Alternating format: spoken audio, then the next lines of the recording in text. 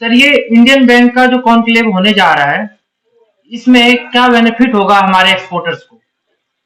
देखिए, सबसे पहले तो मैं हार्दिक शुभकामनाएं देता हूँ। इंडियन बैंकिंग कॉन्क्लेव यहाँ इंडिया में हो रहा है, नई दिल्ली में। उसके लिए हमारी हार्दिक शुभकामनाएं। Handloom handicraft exporter welfare association एक पूरे ऑल ओवर इंडिया का पैन इंडिया एसोसिएशन है, जिसमें हमारे साथ 3,800 एक्सपोर्टर्स जुड़े हुए हैं।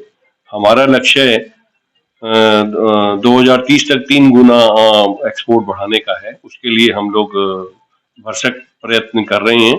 इसमें डेफिनेटली इंडियन बैंकिंग कॉन्क्लेव होने से हमारी जो एक्सपोर्टर्स की जो समस्याएं आती हैं फॉरेन करेंसी में, जो हमारे डॉलर और यूरो के लिए फॉरवर्ड बुकिंग के इश्यूज आते हैं, जो हमारे बेड डेप्स कुछ इशू होते हैं, पैकिंग क्रेडिट बिल डिस्काउंटिंग जो हमारी लिमिट्स होती हैं, उसके लिए बैंकिंग का और क्या और हम बेटरमेंट क्या हो सकती है, उसके लिए ये सब हम लोग अपना डिस्कशन करेंगे। इसीलिए हम इसके हिस्सा बने हैं, ताकि हम लोग जो भी इससे मंथन होके चिंतन होके जो इसका एक निकलेगा, क्रीम निकलेगी, जो बातचीत होगी, उसमें कैसे हम सहायक कर सकते हैं एक्सपोर्टर्स के लिए, उसके लिए ये कॉन्क्लेव होने जा रहा है। इसमें हम पार्टनर हैं।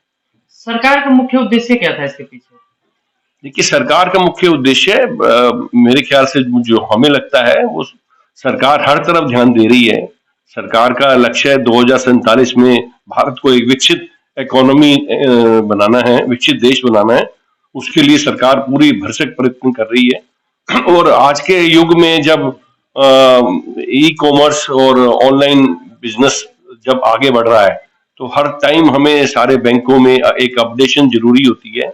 और उसमें हमारे और आगे क्या क्या चैलेंजेस हैं एक्सपोर्ट में, क्या क्या आगे हमारे बिजनेस में क्या क्या चैलेंजेस हैं, कैसे पेमेंट को हमें उसे सॉल्व करना है, कैसे क्रेडिट के इश्यूज जो हैं एक्सपोर्टर के साथ उसको सॉल्व करना है, कैसे कोलेट्रल जो हमारे कोलेट्रल रख के जो लोन दिए जाते हैं, उस कोलेट्रल के बिना भी हम क्या और अल्टरनेट देख सकते हैं, उसके लिए हम इसमें चर्चा करेंगे। इसमें एचएससीडब्ल्यू से जुड़े हुए लोगों को क्या बेनिफिट और एचएससीडब्ल्यू क्या मुख्य भूमिका निभा रही है? देखिए, handloom handicraft exporter welfare association हमारे जितने भी हैंडलूम और हैंडीक्राफ्ट के लोग हैं, लगभग हमारे सभी राज्यों में हमारे एक्सपोर्टर निर्यातक हैं, और जो सभी काउंसिल से जुड़े हुए हैं, ईपीसीएस से, एचईपीसी से और एईपीसी से, गारमेंट एक्सपोर्टर जुड़े हुए हैं हमारे साथ, हैंडीक्राफ्ट हैंडलूम एक्सपोर्टर जुड़े हुए हैं, पानीपत के काफी एक्सपोर्टर जुड़े हुए हैं, पूरे तमिलनाडु में करूर इरोड के काफी हमारे साथ एक्सपोर्टर जुड़े हुए हैं, नोएडा, मुरादाबाद, सहारनपुर, ये सभी जितने भी हमारे एक्सपोर्टर हैं हमारे साथ हैं। इसमें 50 लाख से लेकर 500 करोड़ तक के एक्सपोर्टर हमारे साथ जुड़े हुए हैं। तो इसमें जो भी हमारे लेटर ऑफ क्रेडिट से रिलेटेड या एक्सपोर्ट और इंपोर्ट से रिलेटेड जो भी इश्यू आते हैं, तो वो हम लोग इसमें डिस्कस करेंगे और इसके लिए क्या लाभ मिल सकता है, क्योंकि फाइनेंस एक ऐसा इशू है जिसमें हर एक्सपोर्टर इन्वॉल्व है। जब तक फाइनेंस इजी नहीं होगा, फाइनेंस टर्म्स इजी नहीं होंगी, वो अदरवाइज क्या होता है कि एक्सपोर्टर का आधा समय केवल यही सॉल्व करने में लग जाता है कि मेरी पेमेंट्स कैसे आएगी और मेरा जो शेड्यूल है, सिस्टम है पेमेंट का, वो कैसे सॉल्व होगा। तो वो अगर payment flexible pavement, easy payment होगी, बैंकिंग की पूरे सर्विसेज बहुत अच्छी होंगी, तो डेफिनेटली ये एक एक्सपोर्टर के लिए एक माइलस्टोन होगा। और काफी हमारे बैंकिंग में सुधार हुआ है। इंडियन बैंकिंग में जितने भी नेशनल बैंक हैं बहुत अच्छे से काम कर रहे हैं।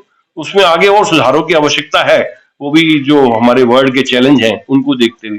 तो इसके लिए ये कॉन्क्लेव हो रहा है, उसमें हम लोग क्या भूमिका निभाएंगे तो जाके देखते हैं। हम लोग डिस्कशन का इशू है, तो जो भी होगा डेफिनेटली हम लोग पूरे कोशिश करेंगे सभी एक्सपोर्टरों के लिए, जो इसमें कुछ अच्छा एक निर्णय हो, अच्छा हल निकले। सर, इसमें एचएससीडब्ल्यू का लक्ष्य क्या है आगे? देखिए, handloom handicraft exporter welfare association हमने इसलिए बनाई थी, केवल 2 वर्ष पहले हमने बनाई है।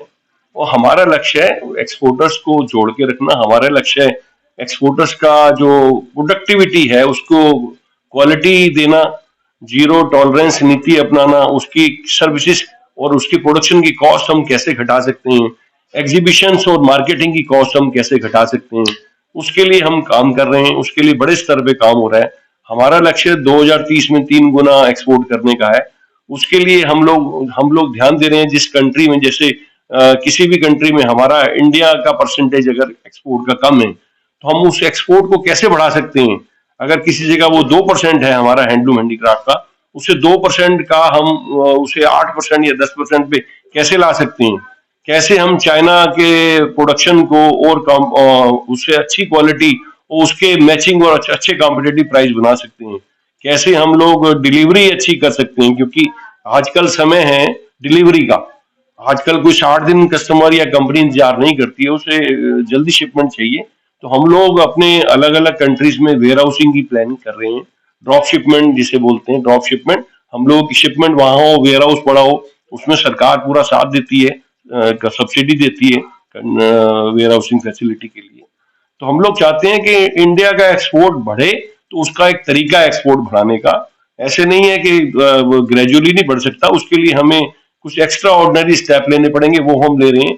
और हमारा देखिए, हमारा लक्ष्य साफ है कि एक्सपोर्टर्स की किसी भी समस्या को राज्य स्तर पे या सेंट्रल केंद्रीय स्तर पे किसी भी समस्या, कोई भी उन्हें डीजीएफटी से रिलेटेड आती है या काउंसिल से रिलेटेड आती है या जीएसटी विभाग से रिलेटेड आती है या किसी भी कारखाने के नियमों को लेके हमारी कोई समस्या होती है, तो हम उस समस्या को समाधान लेके जाते हैं सरकार के पास कि ये समाधान होना चाहिए, और सरकार उस पर ध्यान देती है और हमारे साथ है।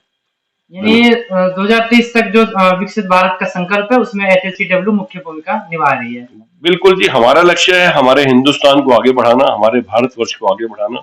हमारा जो मोदी जी का, हमारे प्रधानमंत्री जी का जो संकल्प है, वही उसी संकल्प को पूरा करने के लिए हम लोग काम कर रहे हैं।